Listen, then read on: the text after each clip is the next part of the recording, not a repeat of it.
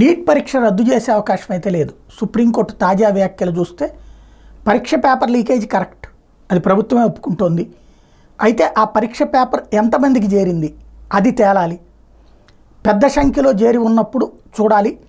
Neat మీదనే ఆధారపడి అటు జేఈ కానీ ఇవన్నీ కూడా అంటే నీట్ మీదనే చాలామంది 23 లక్షల మంది విద్యార్థుల భవిష్యత్తు ఆధారపడి ఉంది.